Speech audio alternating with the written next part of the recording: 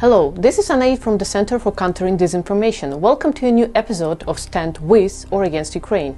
This week we recorded a number of claims aimed at undermining and discrediting Western support for Ukraine, which we'll address in today's episode. In the podcast Redacted, American commentator Natalie Morris claimed that Germany is planning to attack Russia, citing a leaked audio recording where senior German military officials discussed providing weapons to Ukraine and the potential for a strike by Kiev on a bridge in Crimea. First, it's important to note that conversation between German and Ukrainian military officials had an advisory nature, as it is common for Ukraine's allies to offer strategic advice and intelligence to support efforts to reclaim Ukrainian territory illegally annexed by Russia. Secondly, Moscow uses the Crimean bridge to supply and reinforce its forces from Russia.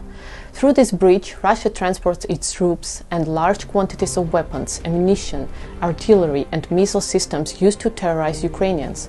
Therefore, referring to it as a civilian bridge is fundamentally inaccurate. In his podcast, English comedian and actor Russell Brand referred to the Russian invasion of Ukraine as a completely provoked move. He claimed that the US has been conducting a shadow war against Russia and Ukraine, which effectively led to Russian aggression. Such an argument aligns closely with the Kremlin's propaganda narrative designed to justify Russia's illegal invasion. For years, Moscow has demonized Ukraine's partner support and Kiev's Euro-Atlantic aspirations, eventually using false arguments as a pretext to invade a sovereign state. During a conversation on the podcast Judging Freedom, former State Department official Matthew Ho implied that NATO is fighting a war against Russia.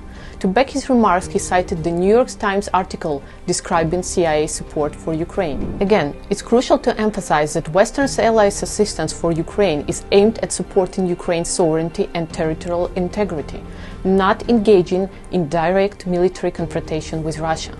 Ukraine is vastly outnumbered by Russia in terms of military capabilities, so Western aid is essential in deterring the Kremlin's effort to conquer Ukrainian territory.